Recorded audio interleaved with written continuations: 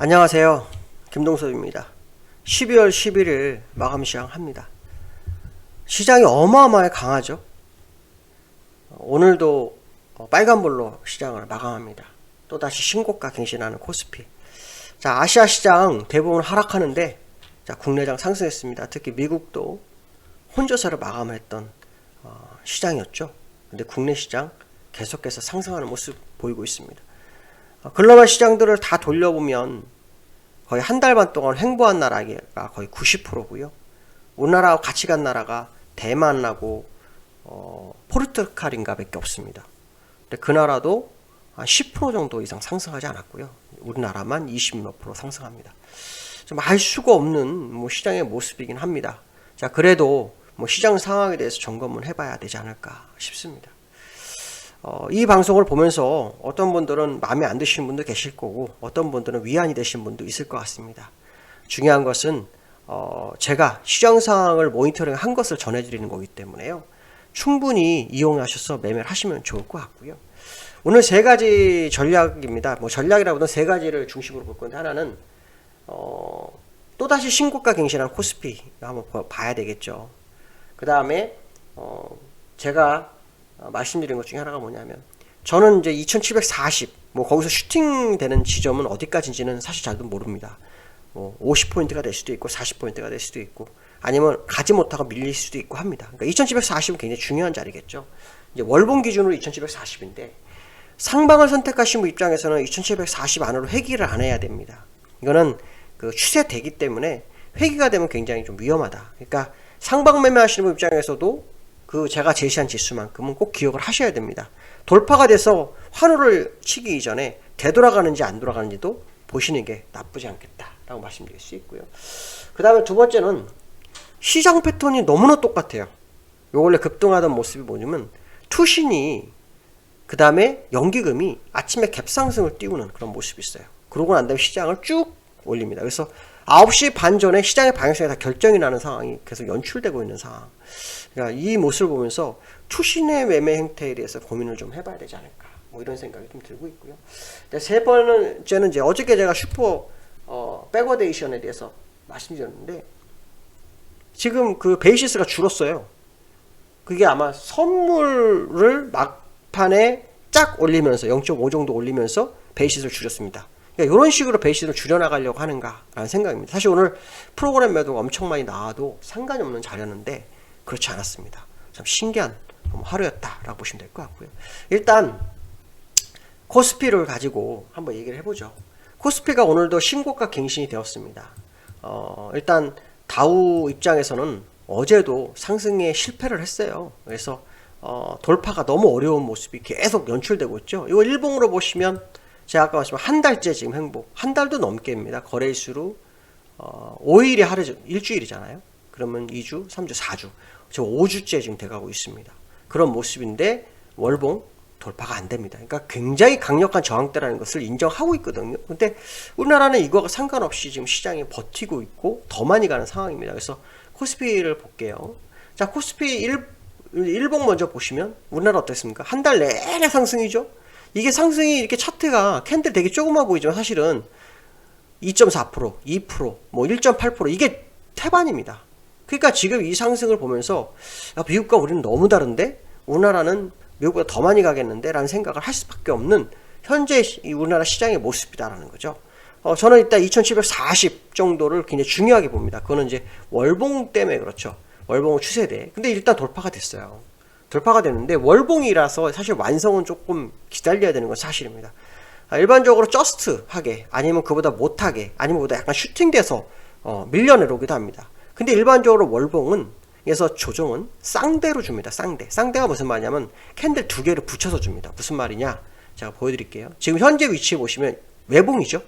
근데 과거 사례를 보시면 여기 보시면 양봉, 음봉 이렇게 해서 가격이 비슷합니다. 또 양봉, 음봉, 또 여기도 양봉, 이런 식으로 해서 쌍대를 줍니다. 쌍대. 그러니까 지금은 외대죠.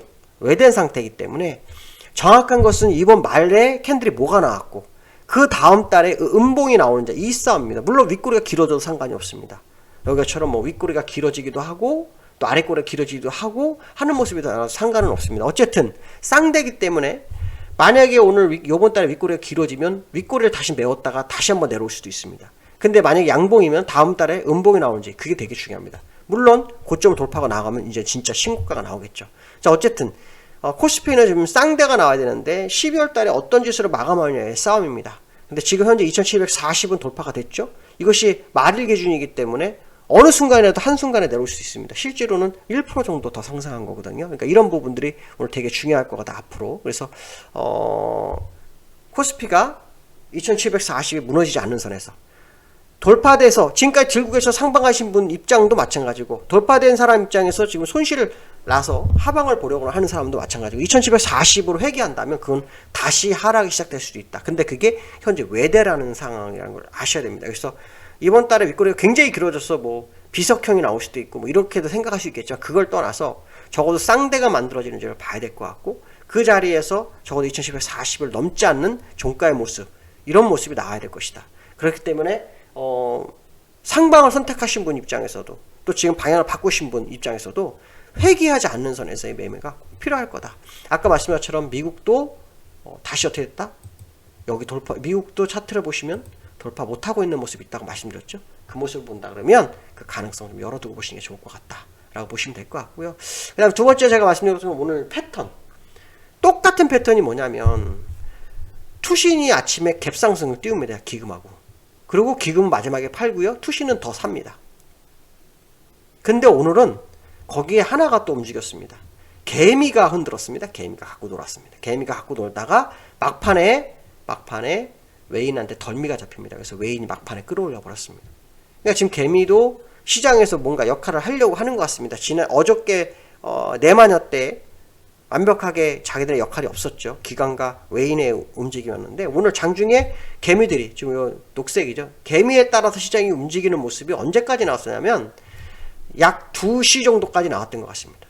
2시가 넘어서부터 외인이 갑자기 시장을 끌어올립니다. 끌어올리는데 막판에 또 개미가 또 힘을 썼지만 동시호가에 외인들이 끌어올리는 모습이 나옵니다. 그래서 외인들이 하루 종일 가만히 있었던 하루였는데 개미들의 움직임이 굉장히 컸던 하루였다. 그러나 개미도 매도는 했지만 주가를 완벽하게 하락으로 끌고 가는 데 실패했고, 오히려 가만히 있었던 외인이 막판에 주가를 끌어올리는 상황이었다. 이렇게 보시면 될 것 같습니다.